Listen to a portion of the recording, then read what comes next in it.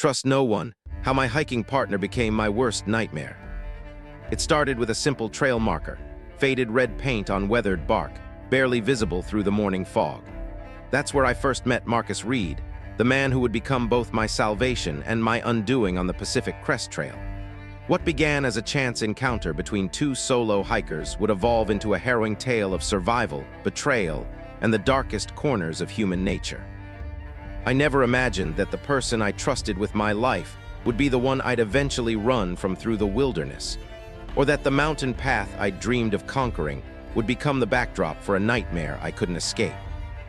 Hey everyone, before we dive into today's thrilling story, make sure to hit that like button and subscribe to the channel if you enjoy suspenseful tales of survival and betrayal. Your support helps me create more content like this. Now, let's begin our journey into the wilderness where nothing is as it seems. The distant peaks of the Sierra Nevada had always called to me, their jagged silhouettes promising adventure and the kind of solitude that heals old wounds. I needed that healing after what happened in Seattle, after Emily, after everything fell apart. But sometimes the wilderness doesn't just challenge you, it reveals the monsters hiding in plain sight, wearing friendly smiles and offering helping hands. This is the story of how I learned to trust no one, not even myself. The morning air bit at my face as I adjusted my pack for the 10th time, the weight of 6 days' supplies digging into my shoulders. 3 months of preparation, and I still wasn't ready for how heavy 45 pounds could feel when distributed improperly across your back. I'd been on the trail for just 4 hours, and already I was questioning every life choice that had led me to this moment. "You've got your hip belt too loose," came a voice from behind me, startling me enough that I nearly lost my footing on the narrow path. I turned to find a tall, broad-shouldered man with a neatly trimmed beard watching me with amusement. His pack looked twice the size of mine, yet he carried it with the ease of someone born to the wilderness. "First long trek?" he asked, no judgment in his voice. "Is it that obvious?" I replied, feeling heat rise to my cheeks despite the cold. "Only to someone who spent their first day looking exactly like you do now," he extended a gloved hand. "Marcus Reed." "Elijah Chambers," I said, accepting his handshake. His grip was firm, confident. "But everyone calls me Eli." Marcus nodded toward my pack. "Mind if I—" I turned, allowing him to adjust the straps with practiced efficiency. Immediately, the weight shifted, distributing more evenly across my hips and relieving the pressure on my shoulders. "Holy shit," I breathed. "That's so much better." 7 years as a wilderness guide teaches you a few things, he said with a modest shrug. "Where you headed?" "Kennedy Meadows eventually, you." Something flashed in his eyes, interest perhaps. "Same, solo." I nodded, "Need to clear my head." "I hear that," Marcus said, his expression suggesting he understood more than I'd said. "Mountains have a way of putting things in perspective." We continued walking, falling into an easy rhythm as the trail widened enough for two. Marcus had a natural storyteller's gift, entertaining me with tales of bear encounters and rescue missions from his guiding days. By the time we reached the first campsite, it seemed the most natural thing in the world to set up our tents near each other. That night, as we sat by a small fire, the stars impossibly bright above the tree line, Marcus passed me a flask of whiskey. "So what are you running from, Eli?" he asked bluntly. The question caught me off guard, but the whiskey had already loosened my tongue. "What makes you think I'm running from something?" "Nobody comes out here solo just to clear their head, unless there's something pretty significant clouding it." I stared into the flames, weighing how much to reveal to this stranger who somehow didn't feel like a stranger anymore. "My fiancée," I finally said. "Ex-fiancée, she died, car accident, 6 months ago." Marcus was quiet for a long moment, the crackling fire filling the silence between us. "Emily," I added, her name still difficult to say aloud. Her name was Emily. "I'm sorry," he said simply, and I appreciated that he didn't offer platitudes or ask for details. "What about you?" I asked, eager to shift the focus. "What brings you out here alone?" Marcus took another swig from the flask before answering. "Divorce. Nasty one. Ex-wife took the house, half my savings, even the dog," he smiled ruefully.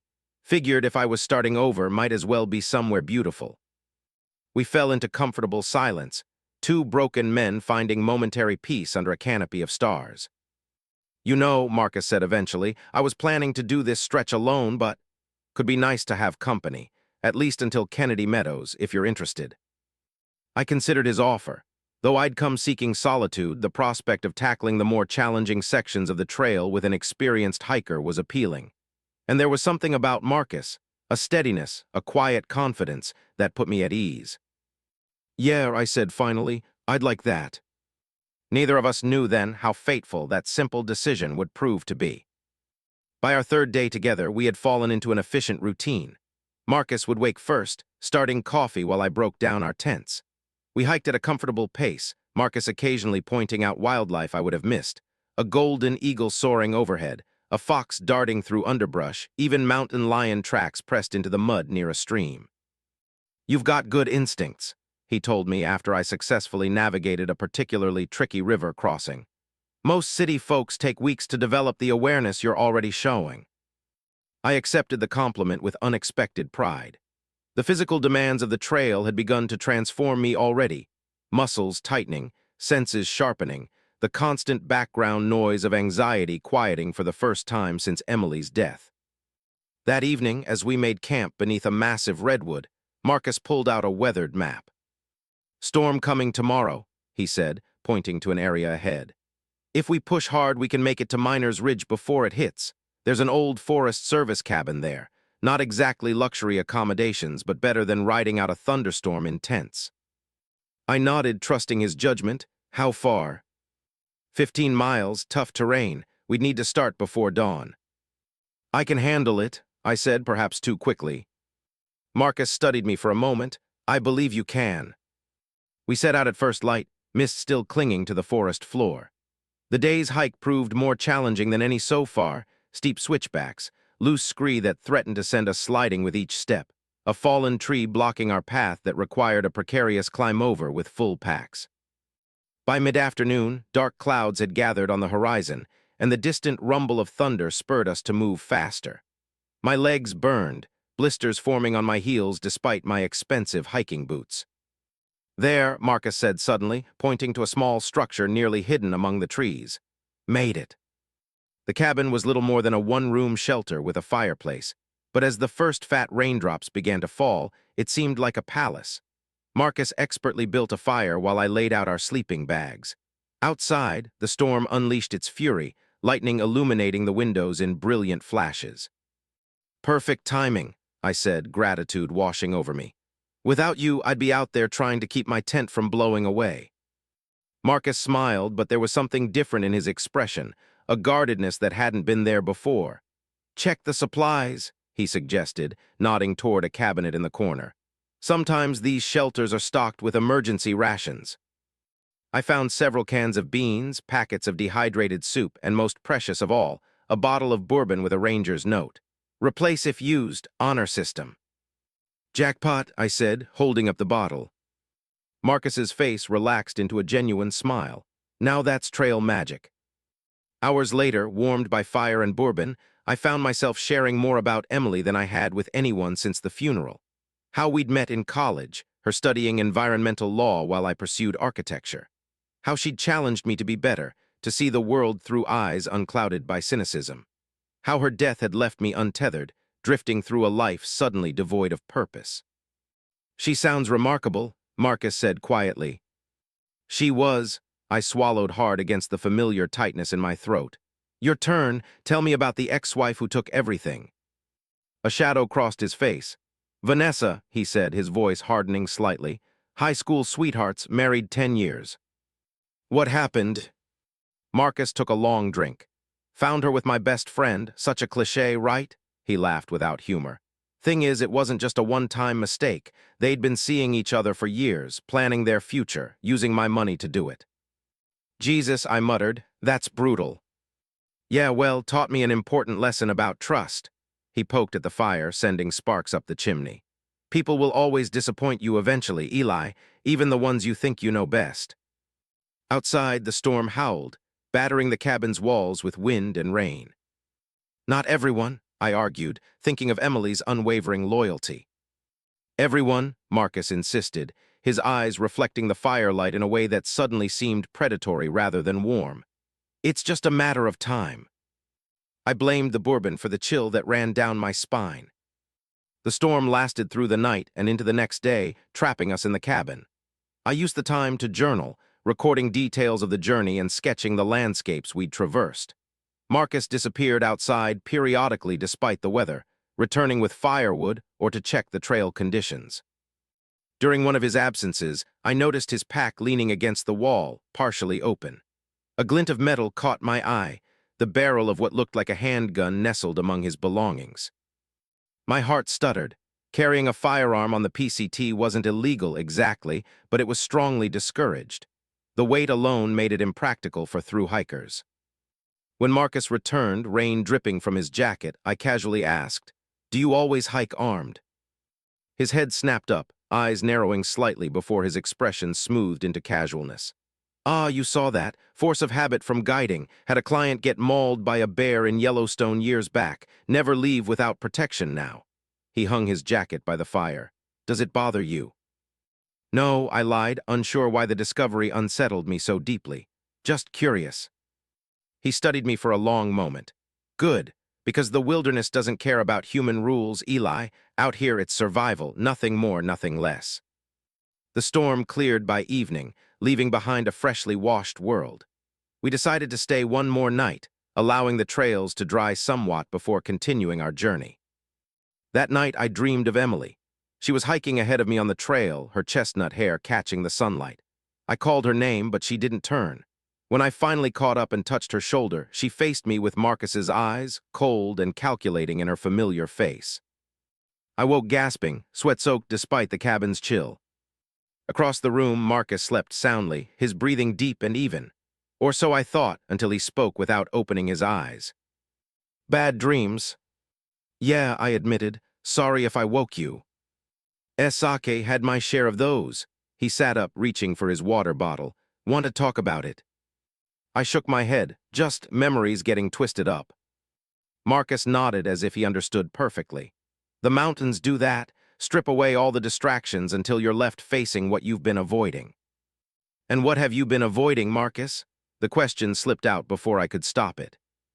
In the dim light of the dying embers, his smile seemed more like a grimace. "Same as everyone, I suppose, the truth." "Which is?" "That we're all alone in the end." He lay back down, turning away from me. "Get some sleep, Eli, big day tomorrow." I lay awake long after his breathing returned to the rhythm of sleep, wondering what truths Marcus Reed might be running from. We resumed our journey at dawn, the trail mudded but passable after the storm. Something had shifted between us, a wariness on my part, a new intensity on his. Still, we maintained our efficient partnership, navigating increasingly difficult terrain as we climbed higher into the mountains. On our 6th day together, we reached Eagle's Pass, a narrow ridge with spectacular views of the valley below. The path hugged the mountainside, barely wide enough for single-file hiking, with a sheer drop of several hundred feet to our right. "Watch your footing here," Marcus warned, leading the way. "One slip and it's a long way down." I followed carefully, hyper-aware of each step. Halfway across, Marcus stopped abruptly. "Look there," he said, pointing toward a distant peak. "Bighorn sheep." I squinted, eventually making out the tiny figures moving with impossible grace across what looked like a vertical cliff face. "Amazing," I murmured. "How do they?" My words cut short as my foot slipped on loose gravel.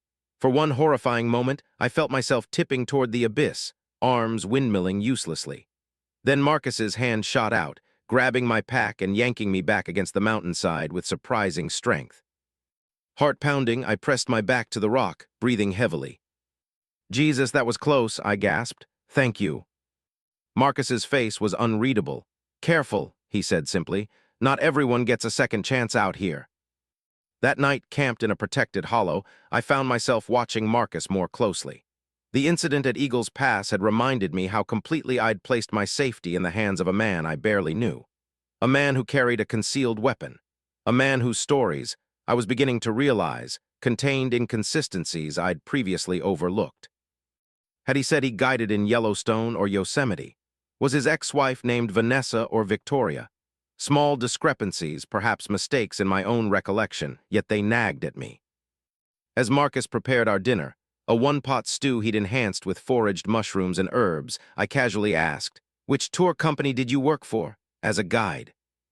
He stirred the pot before answering. Several over the years, Wilderness Adventures was the main one, out of Colorado. I nodded, filing away the information to check later, though I knew cell service would be non-existent for days yet. "This looks great," I said as he handed me a steaming bowl. "Where'd you learn to cook like this on the trail?" "Military," he replied. "Two tour in Afghanistan before guiding. You learn to make MREs palatable or starve." Another new piece of information casually dropped. Had he mentioned military service before? I couldn't recall.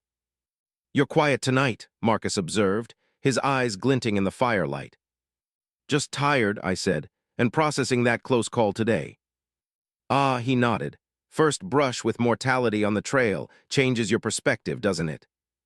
I felt a prickling sensation along my spine. "How so?" "Makes you realize how tenuous everything is. Life, safety." He took a bite of stew, chewing thoughtfully. "Trust." "I trust you," I said automatically, though I wasn't sure it was true anymore. Marcus smiled. "Good, because we've got the hardest section coming up. We'll need to rely on each other completely."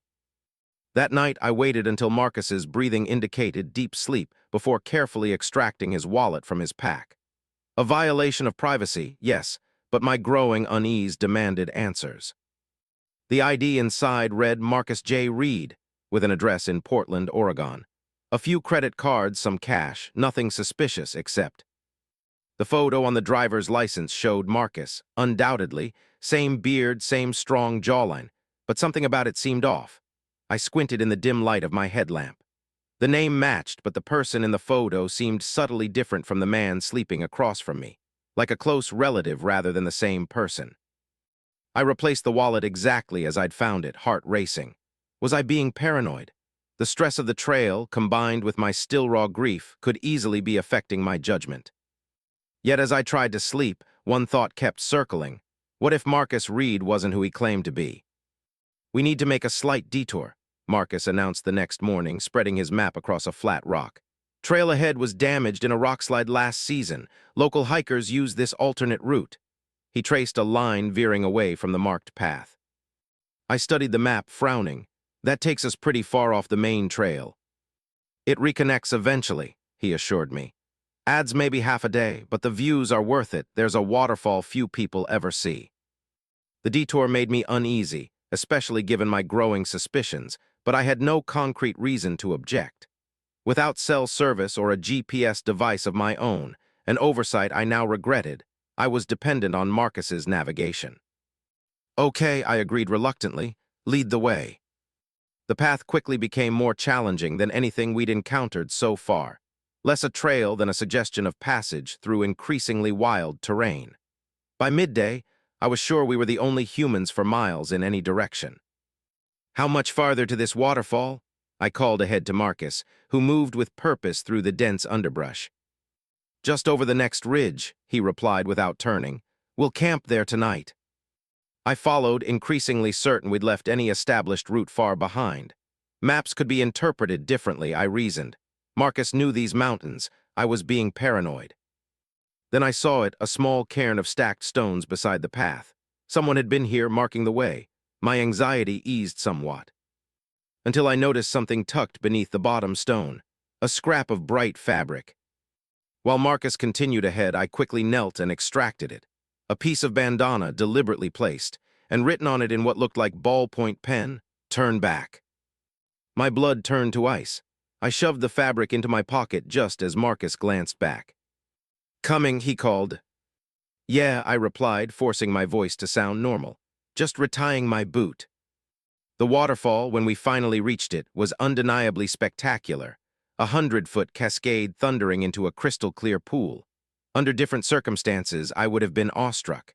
Now I only felt more isolated and vulnerable. As we set up camp, I weighed my options. Confront Marcus with my suspicions. Attempt to find my way back to the main trail alone. Neither seemed wise if my fears were justified. "Beautiful, isn't it?" Marcus said, coming to stand beside me at the edge of the pool. "Told you it would be worth the detour." "It is," I agreed, acutely aware of how close he stood, how far we were from other hikers. "You know, Eli," he said conversationally, "I've been thinking about what you told me, about Emily." My chest tightened at her name on his lips. What about her? It's interesting how different people handle grief. Some, like you, seek isolation. Others, he skipped a stone across the water. Others look for someone to blame. I stared at him, unsure where this was going. Car accidents are so common, he continued. Yet so devastating. Was it a drunk driver? No, I said cautiously. Mechanical failure, brake line. Marcus nodded thoughtfully. That's unusual. Brake lines don't just fail without reason. The investigation found evidence of tampering, I admitted, the words bitter on my tongue. But they never identified a suspect. Something flickered in Marcus's eyes, satisfaction. So not an accident at all. Why are we talking about this? I demanded, suddenly angry. Just making conversation, he said mildly. Getting to know my hiking partner better, he smiled. After all, I've saved your life once already. Creates a certain bond, don't you think? That night, I pretended to sleep while discreetly packing essential supplies into a smaller day pack I kept inside my tent. The warning beneath the cairn could have been left by anyone, for any reason. But combined with Marcus's increasingly strange behavior and my own instincts screaming danger, I wasn't willing to take chances. I would leave before dawn, attempting to retrace our steps to the main trail. It was risky. I could easily get lost, and Marcus would undoubtedly be angry, but staying felt riskier still. Just before midnight, I heard Marcus exit his tent. Through a small opening in my tent flap, I watched him approach the edge of the pool, kneel, and retrieve something from beneath a rock, a waterproof container of some sort. He opened it, examined the contents with a flashlight, then replaced everything carefully. When he returned to his tent, I waited 30 agonizing minutes before silently retrieving the container myself. Inside was a plastic bag containing several items. A newspaper clipping about Emily's death, a small vial of clear liquid, and most disturbing of all, a photograph of me, not on the trail but back in Seattle, entering my apartment building. On the back, written in neat block letters, "Target acquired." My hands shook so badly I nearly dropped the container. This was no coincidence. Marcus, or whoever he really was, had targeted me specifically, known who I was from the beginning. I replaced everything exactly as I'd found it, retreated to my tent, and spent the remaining hours until dawn in a state of hypervigilance, knife clutched in my sweating palm. At first light, I slipped from my tent, leaving it and most of my gear behind to maintain the illusion I was still sleeping. With only my day pack containing water, some food, a first aid kit, and my knife, I began carefully retracing our path. I had perhaps a 2-hour head start, assuming Marcus slept until our usual waking time. Not much, but it would have to be enough.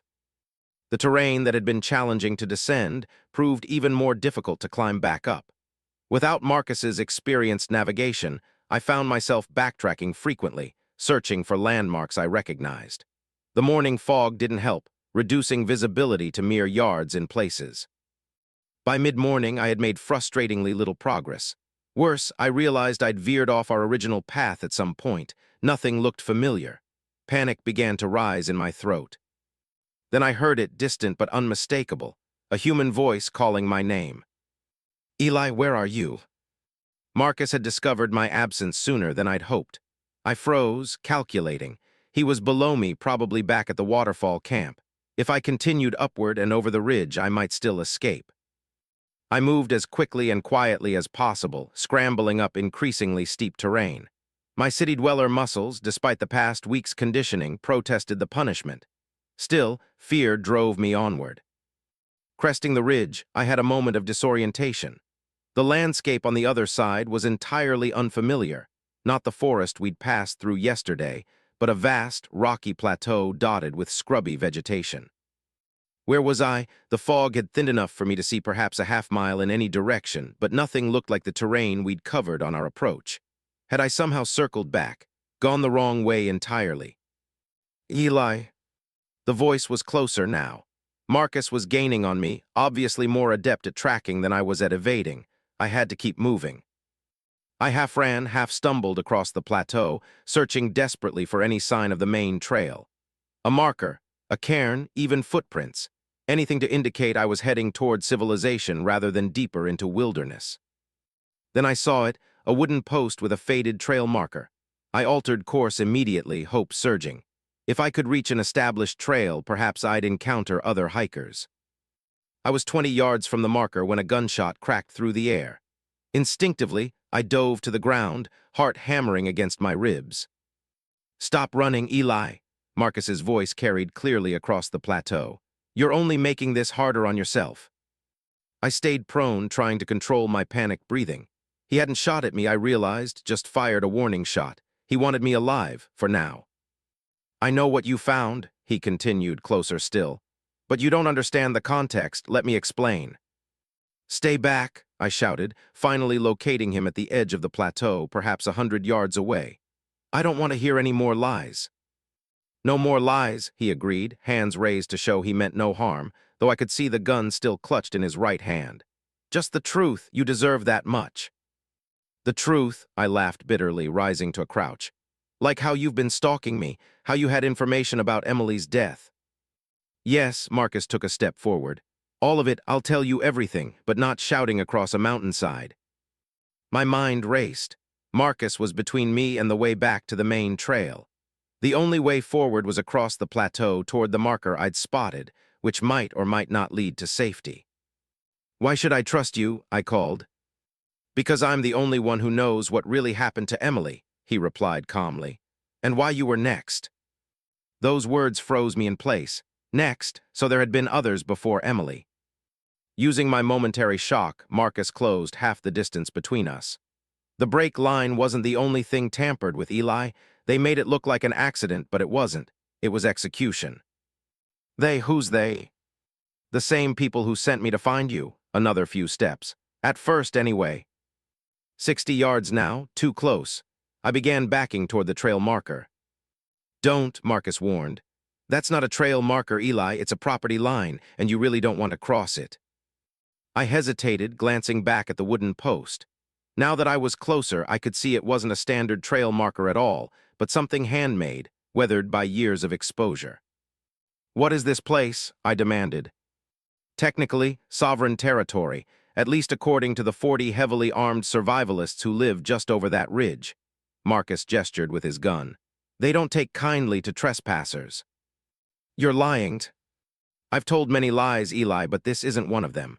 The compound belongs to the New Dawn militia, domestic terrorists according to the FBI, religious fanatics according to themselves." He took another step forward. "And they shoot intruders on sight." I stopped retreating, caught between Marcus's advance and the invisible boundary he warned against crossing. "Why bring me here then?" I challenged, "if it's so dangerous?" "Because no one would look for your body on land that doesn't officially exist," he said matter-of-factly. "That was the original plan anyway." "And now?" Marcus lowered his gun slightly. "Now I'm trying to save your life, believe it or not." "Why would I believe anything you say?" "Because I could have shot you already if that was still my intention," he sighed. "Look, we need to get off this plateau. It's too exposed. Come back to camp and I'll explain everything, including what happened to Emily." The mention of her name again sparked something in me, not just grief now, but rage. If Marcus knew who was responsible for her death. "How do I know you won't kill me once we're back at camp?" I asked, playing for time while searching for options. "You don't," he admitted. "But consider this, I've had countless opportunities to kill you already. Why wait until now? Why reveal myself at all?" It was a fair point, though hardly reassuring. "Throw your gun over there," I demanded, pointing to a spot several yards away. "Then we'll talk." To my surprise, Marcus complied immediately, tossing the handgun well out of reach. Satisfied. Not remotely, but I had few alternatives. "Start walking, back to camp, I'll follow." Marcus nodded, turning to lead the way. As he did, I noticed something odd, a tattoo on the back of his neck, partially visible above his collar. A symbol I recognized from somewhere, though I couldn't immediately place it. We had traversed perhaps half the distance back to the waterfall when a new sound reached us, the mechanical whump-whump of helicopter rotors. Marcus froze, looking skyward. "Shit, get down." I hesitated, wondering if this was a trap, but the panic in his voice seemed genuine. I dropped to the ground just as a black helicopter crested the ridge, hovering like a predatory insect. "Crawl," Marcus hissed, already slithering toward the sparse cover offered by a cluster of boulders. I followed, adrenaline surging. The helicopter made a lazy circle overhead, then hovered directly above our position. "Who is that?" I whispered, pressing myself against the largest boulder. "The people who want us both dead now," Marcus replied grimly. "My former employers." As if in confirmation, a burst of gunfire erupted from the helicopter, bullets pinging off rocks inches from our position. "Run," Marcus shouted, grabbing my arm and hauling me to my feet. "Down the slope into the trees, don't stop." We ran, half sliding down the steep hillside, loose rocks tumbling around us. The helicopter attempted to follow but couldn't maneuver effectively in the narrow ravine we'd entered. Still, sporadic gunfire continued, splintering bark from trees around us. "This way," Marcus veered sharply left, leading me through a dense thicket and into the mouth of what appeared to be a small cave. Little more than an overhang, really, but enough to shield us from aerial view. We pressed ourselves against the back wall, breathing heavily. Outside, the helicopter continued to circle, its rhythmic beating setting my pulse racing. "Who the hell are you really?" I demanded once I could speak. "And why are people shooting at us from helicopters?" Marcus's face was grim in the dim light filtering into our shelter. "My name actually is Marcus Reed, former Special Forces, then private military contractor. Now, a liability, apparently." "You were sent to kill me," I said flatly. "Why, what did I ever do to deserve that?" "Nothing," he answered. "It wasn't about you, it was about Emily." My breath caught. Emily, what did she have to do with any of this? She was investigating a company called Nex Corp for illegal chemical dumping. Environmental lawyer, right? When I nodded numbly, he continued. What she didn't know was that Nex Corp is a shell corporation for something much bigger: defense contracts, biological weapons development, things that very powerful people want kept secret. So they killed her because of her work. The possibility had haunted me for months, but hearing it confirmed made me physically ill. They make problems disappear, Eli. Emily was a problem. Then you became one when you started asking questions. I remembered my persistent calls to the detective assigned to Emily's case, my amateur investigation into the mechanics who'd serviced her car. "I wasn't even close to discovering anything," I protested. "Didn't matter, you were looking, that was enough." Marcus peered cautiously outside. "Helicopters moved off, but they'll be back with ground teams. We need to keep moving." "Why should I trust you now?" I demanded. "You were hired to kill me." "Because I didn't go through with it," he said simply. "Because after 6 days hiking with you, I couldn't, and now I'm as marked as you are." I studied his face, searching for deception. "That warning I found under the cairn, you didn't leave it." "No," he shook his head. "But I'm not surprised it was there. You're not their first target to hike this trail. There's a network, people who know people who have escaped. They leave warnings for others." It was too much to process. Emily's death, Marcus's betrayal and apparent change of heart, shadowy corporations, helicopter gunships in the wilderness. Yet the immediate danger was real enough. "What now?" I asked. "We get back to civilization, but not the way they'll expect." Marcus pulled out his map. "There's an old logging road about 10 miles east. If we can reach it, we might be able to flag down a vehicle. And then I help you expose the people who killed Emily. With what I know and what she discovered, we might have enough to bring them down." I wasn't sure I believed him, but our options were limited. "Let's go." As we prepared to leave our temporary shelter, Marcus gripped my arm. "One more thing you should know, Eli, the man who ordered the hit on Emily. He's with them now, in that helicopter." White-hot rage coursed through me. "Who is he?" "Edward Keller, senior director at Nex Corp, and my former handler." The name meant nothing to me, but I committed it to memory.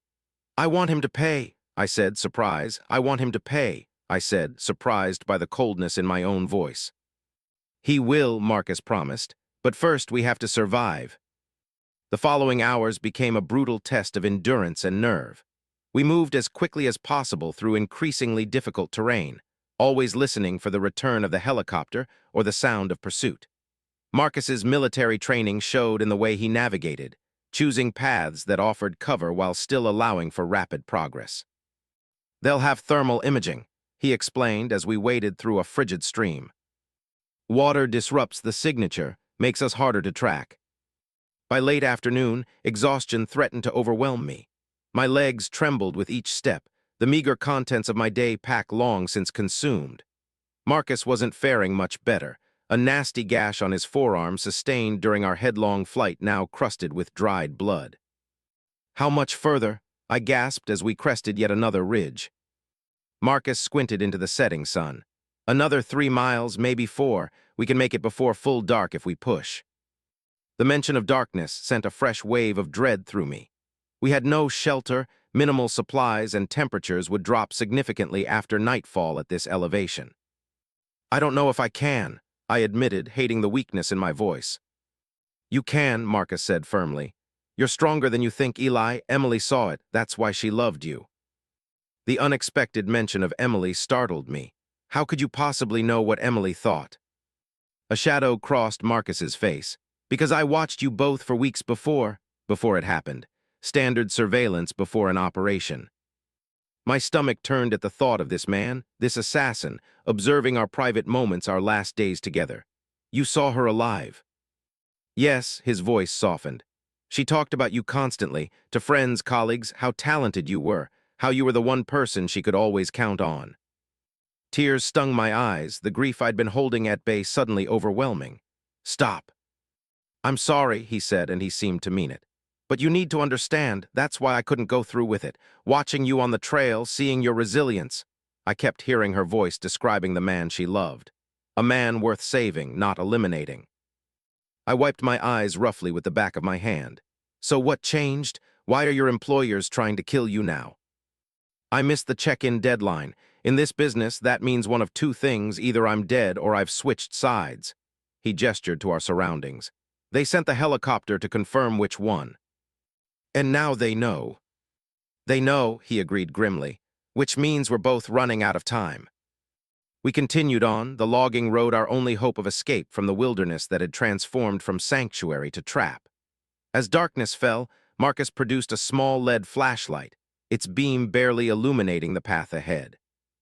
"Almost there," he encouraged as I stumbled for the third time in as many minutes. "Listen." I strained my ears and heard it, the distant rumble of an engine, the logging road. We quickened our pace, hope lending strength to our leaden limbs. Through a break in the trees, I caught a glimpse of a gravel surface reflecting moonlight. "We made it," I breathed.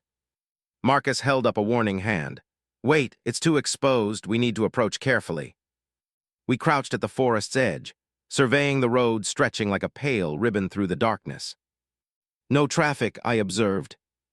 "It's active but minimal, mostly during daylight hours." Marcus checked his watch. "If we don't get a ride tonight, we'll need to hide until morning when the logging trucks start running." As if in answer to an unspoken prayer, headlights appeared in the distance, moving slowly along the uneven surface.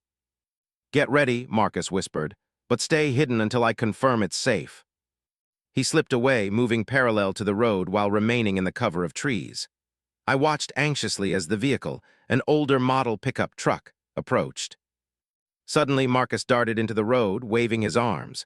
The truck screeched to a halt, its headlights illuminating him in harsh relief. I tensed, ready to run if things went badly. The driver's door opened, and a figure emerged, an older man in flannel and work boots, looking wary but not threatening. They exchanged words I couldn't hear. Then Marcus turned and beckoned to me.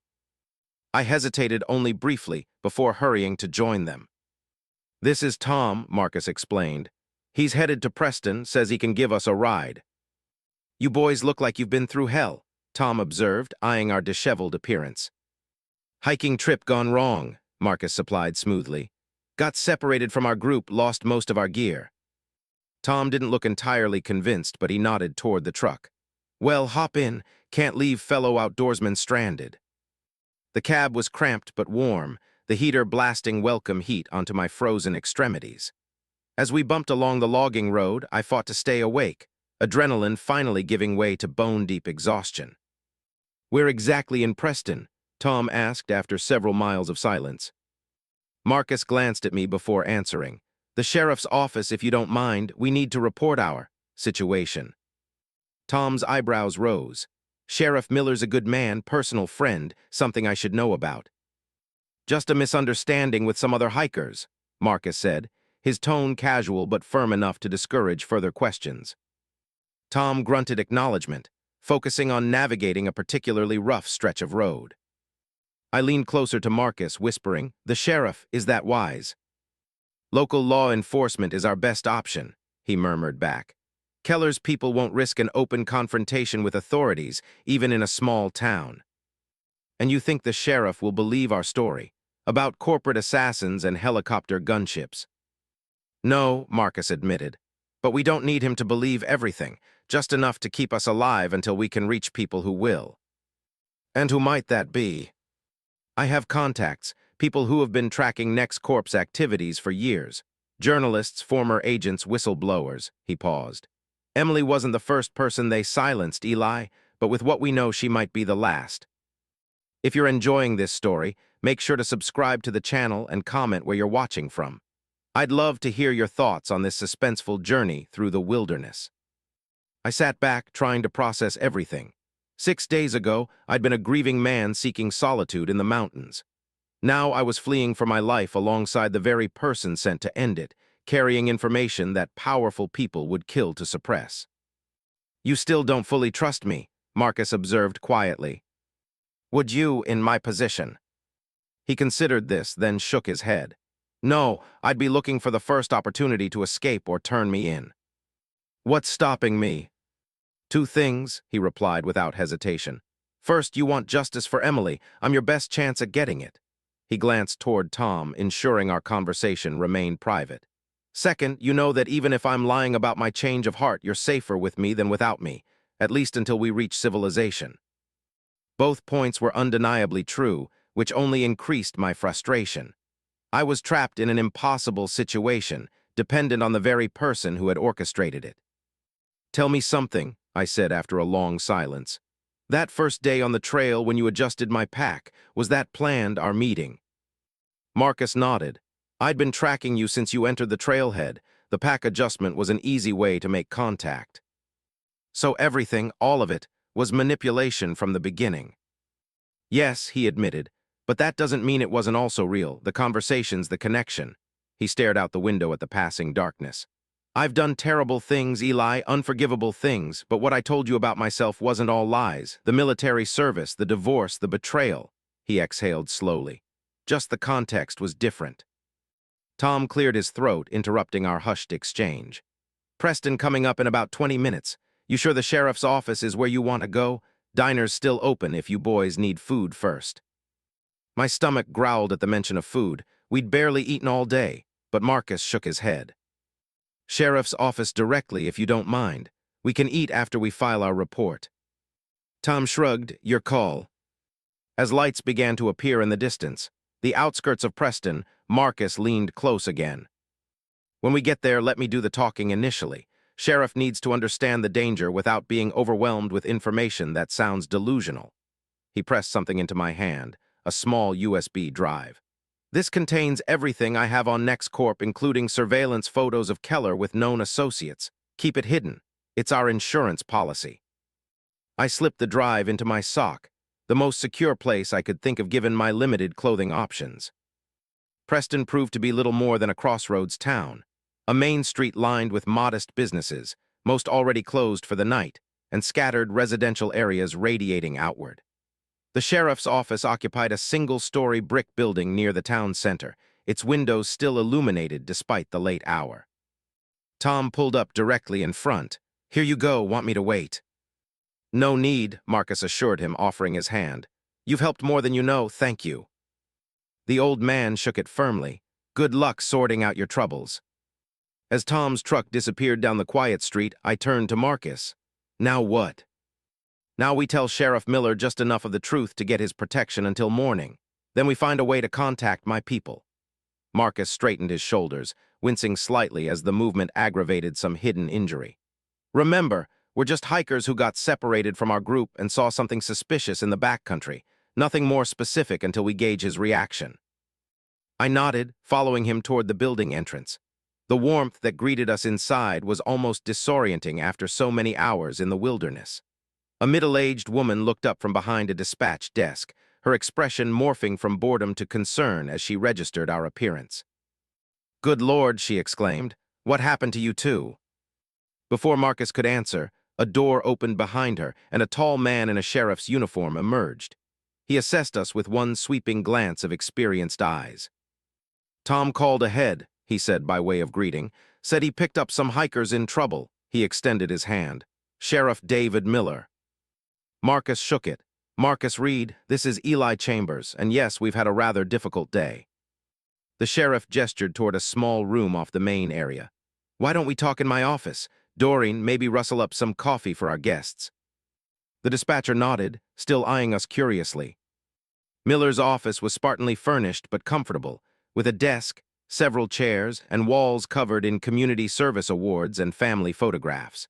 He settled behind the desk while we took the offered chairs. So, he began, Tom mentioned something about getting separated from your group. Marcus launched into our prepared story. A hiking expedition gone wrong, separation from imaginary companions, and then the crucial detail. We were trying to find our way back to the main trail when we saw a helicopter. Military-style, unmarked. Armed men were rappelling into a clearing about a mile from us. Miller's expression remained neutral. That's unusual. No military operations scheduled in these parts that I'm aware of. It didn't look official, Marcus continued carefully. The men weren't in uniform, and when they spotted us, they opened fire. Now the sheriff's eyebrows rose. They shot at you, civilians. Yes, sir, we barely escaped. Lost most of our gear in the process. Miller leaned back, studying us. That's a serious accusation. Any idea who these people might be or what they were doing out there? Marcus shook his head. None, but they were professional, military-trained, and very determined to eliminate witnesses. The sheriff was silent for a long moment, then reached for his phone. I need to report this to the state police, possibly the FBI. Armed paramilitary activity on public lands isn't something we can ignore. My hopes rose. If federal authorities became involved, perhaps we'd have a chance against Keller and his resources. Then I noticed Marcus's expression, a subtle tensing, a flicker of alarm. Actually, Sheriff, he said quickly, before you make that call, there's something else you should know. Miller's hand paused over the receiver. I'm listening. Marcus glanced at me apologetically before continuing. The men in that helicopter, they work for a corporation called Next Corp. They were pursuing us specifically because of information we have regarding their illegal activities. I stared at him in disbelief. So much for telling just enough of the truth. The sheriff's face hardened. Next Corp, the research facility over in Lakewood County. You know them? I asked, surprised. Know of them, Miller corrected. Major employer in the region, government contracts, very private. His eyes narrowed. And you're telling me they sent armed men after you? Why would a legitimate corporation do that? Because they're not legitimate, Marcus replied. Their public research is a cover for weapons development, biological agents specifically, and they've killed to keep it secret. Miller's hand moved from the phone to the drawer of his desk, where, I suspected, a weapon was kept. That's quite a claim, Mr. Reed. Do you have any evidence to support it? Marcus nodded slowly. Yes, but before I share it, I need to know something. He leaned forward. The Next Corp facility you mentioned, how long has it been in this region? 5 or 6 years, Miller replied. Why? And in that time, have there been any unusual incidents? Missing hikers, unexplained deaths, environmental concerns? A shadow crossed the sheriff's face. We've had our share of incidents. This is rugged country. More than before Next Corp arrived. Miller didn't answer immediately. When he did, his voice was careful. There was a situation last year. Group of environmental activists set up camp near the facility. Monitoring water quality in the nearby river, they said. All of them got sick. 2 died before they could be evacuated. He paused. Official reports cited a rare fungal infection. And you believed that? Marcus pressed. Didn't have reason not to. CDC handled the investigation. But Miller's expression suggested otherwise. Until now, maybe. I watched this exchange with growing tension. Everything hinged on this man's decision, whether to believe us, help us, or potentially turn us over to the very people hunting us. Sheriff, I said, speaking up for the first time since entering his office. My fiancée was killed 6 months ago, car accident officially, but it wasn't an accident. My voice cracked slightly. She was an environmental lawyer investigating NextCorp for chemical dumping. They sabotaged her vehicle, and then they sent him, I nodded toward Marcus, to eliminate me because I wouldn't stop asking questions. Miller's eyes widened, shifting between us. You're saying he was sent to kill you, yet here you both are. I couldn't go through with it, Marcus said simply. I've seen too much, done too much. The people I worked for, they're not just breaking laws, Sheriff. They're committing atrocities, testing biological agents on unwitting subjects, silencing opposition permanently. The sheriff was silent for a long moment, his gaze assessment. Finally, he reached a decision. Doreen, he called through the open door, hold my calls and cancel that state police notification. Our guests need some rest before making any official statements. To us, he added more quietly, I have a cabin off the grid. You'll be safe there tonight while I look into a few things. Relief washed over me. Thank you. Miller shook his head. Don't thank me yet. If what you're saying is true, we're all in danger now. He stood, reaching for his keys. And if you're lying, he left the threat unspoken, but his meaning was clear. As we followed him out the back entrance to an unmarked SUV, I caught Marcus's eye. You said we'd tell just enough truth, I whispered.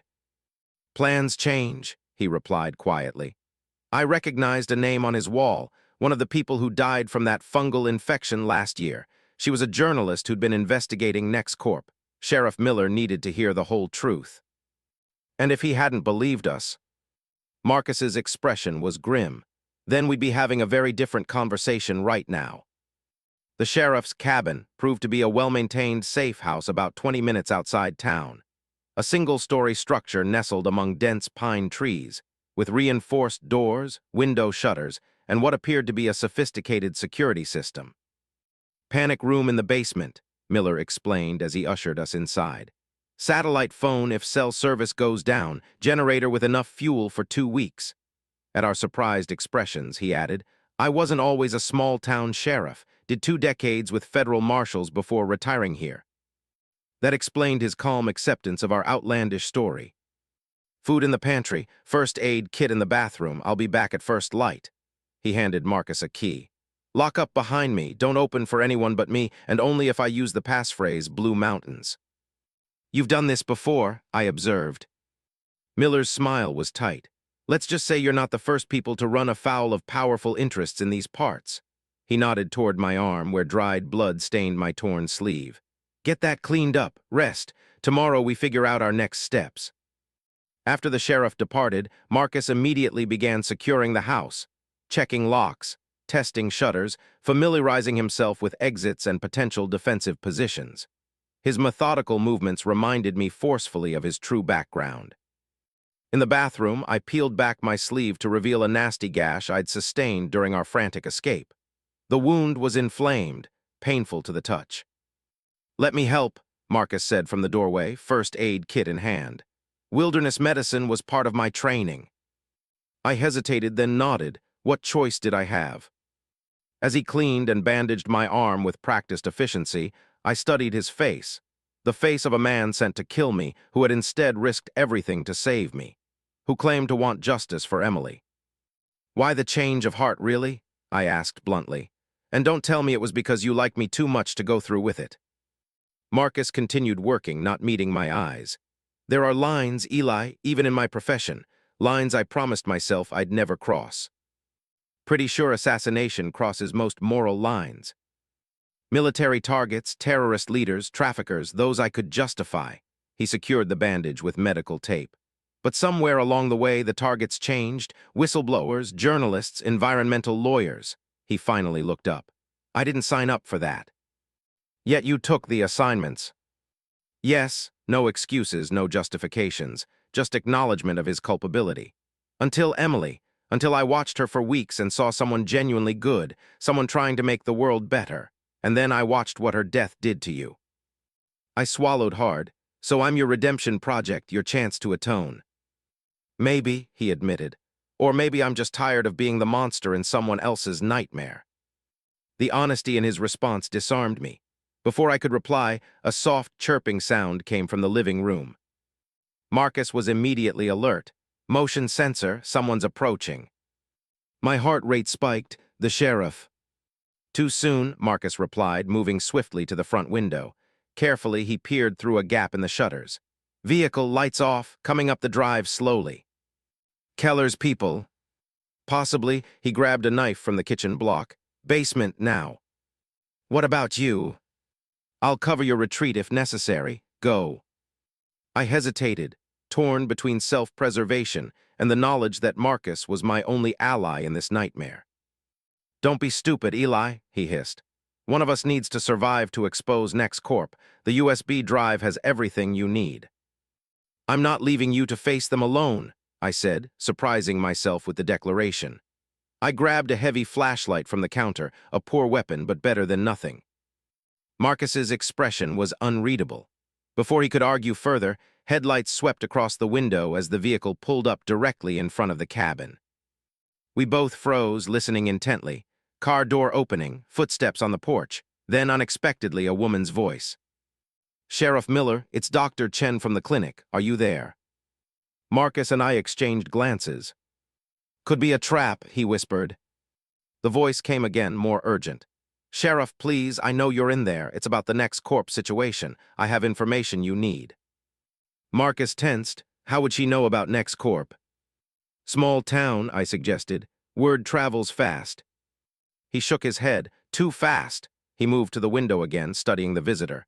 Asian woman, mid-30s, alone as far as I can tell. Dr. Chen, I repeated. The sheriff probably knows her if she works at the local clinic.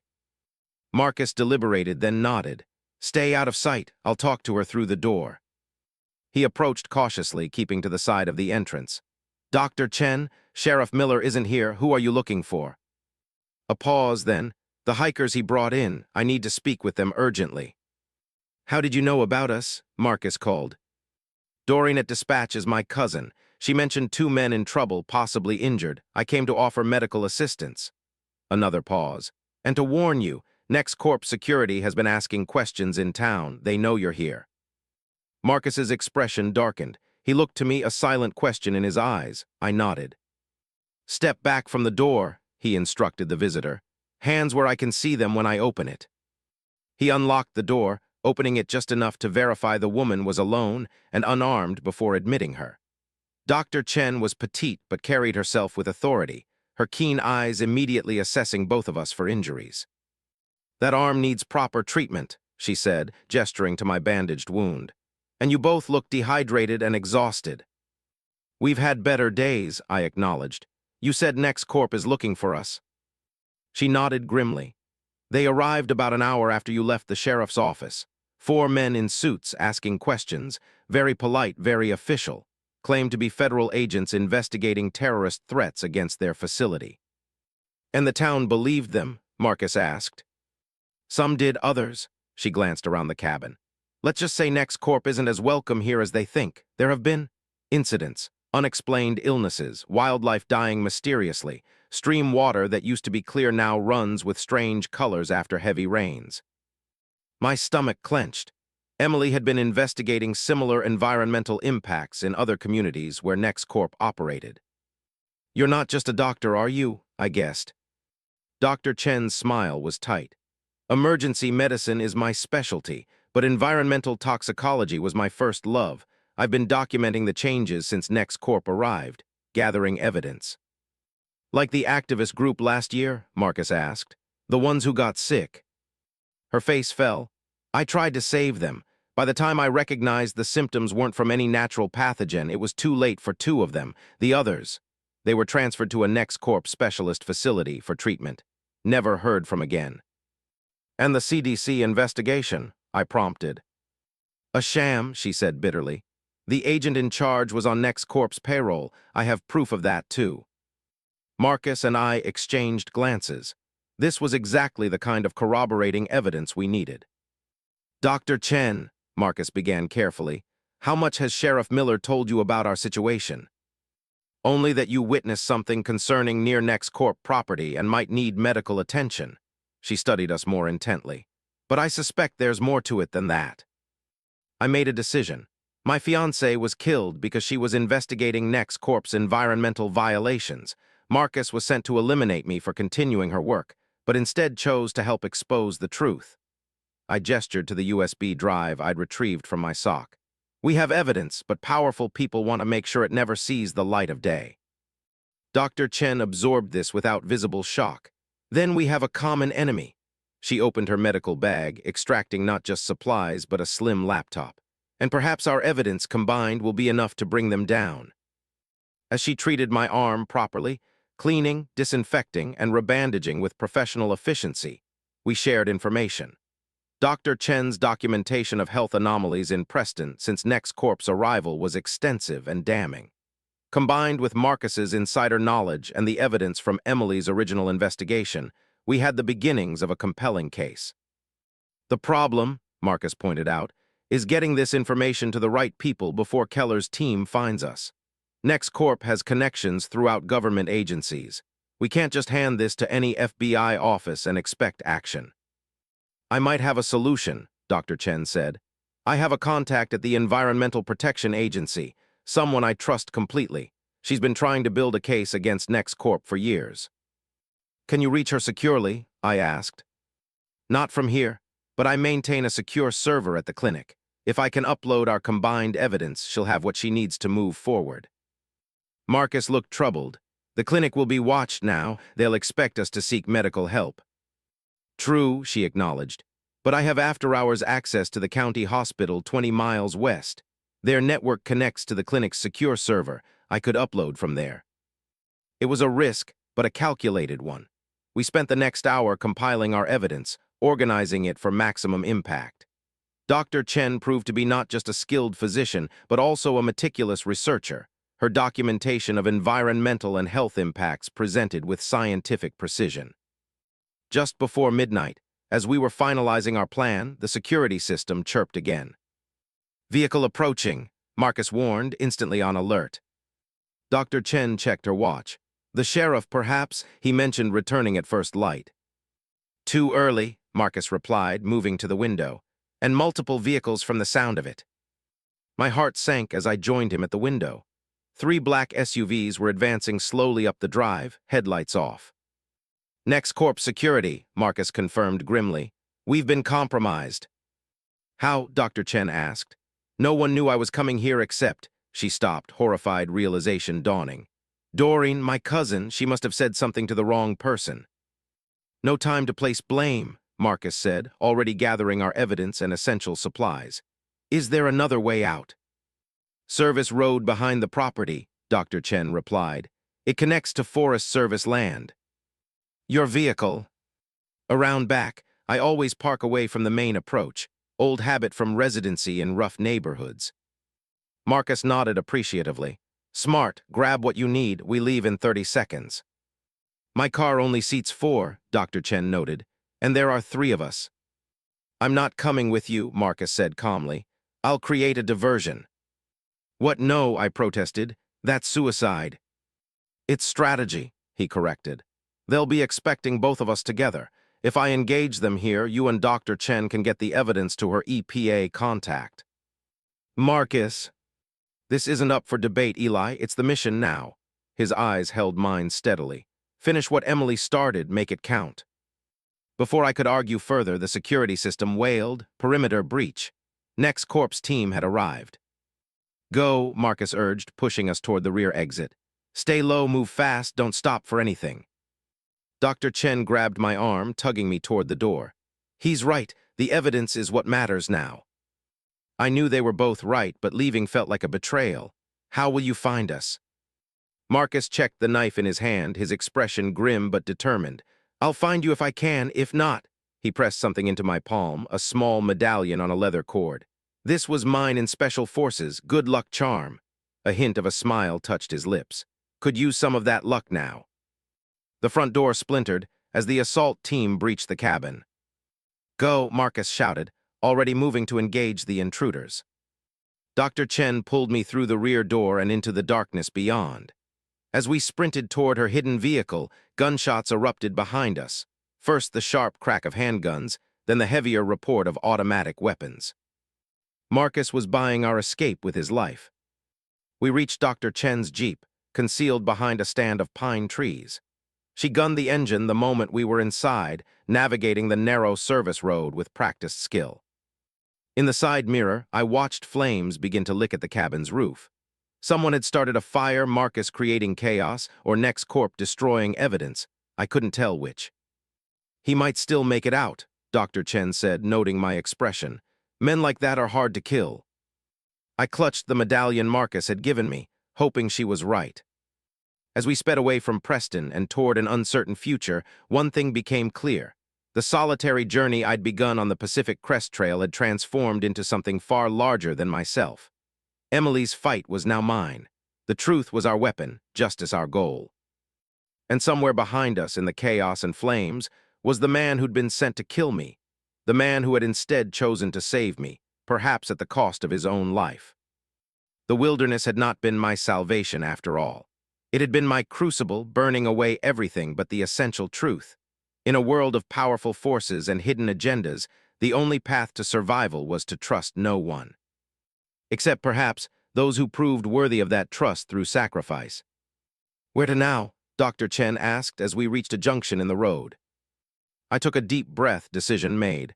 The county hospital, we upload the evidence, then we take this fight directly to Nex Corp. She glanced at me, surprise evident in her expression. "That's extremely dangerous." "So is letting them continue unchecked," I replied, thinking of Emily, of Marcus, of all those who had already paid the price for Nex Corp's secrets. It's time they learned that silencing the messenger doesn't kill the message. As we drove through the night, I wondered if Marcus had survived, if he would find us again. I wondered what Emily would think of the man I was becoming. Harder, more determined, willing to risk everything for the truth she had died seeking. The medallion in my hand caught the moonlight, its worn surface engraved with words now partially obscured by years of handling. Truth at any cost. How fitting that it had passed from Marcus to me, from the agent of darkness to the seeker of light. Whatever happened next, I would honor that motto, for Emily, for justice. And yes, for Marcus too, the unlikely ally who had taught me that redemption could come from the most unexpected sources. The road stretched before us, leading away from the mountains that had changed my life forever. The journey that had begun as an escape from grief had become a mission of purpose, and though danger lay ahead, I faced it now with clear eyes and firm resolve. Emily had always said that one person could make a difference. It was time to prove her right.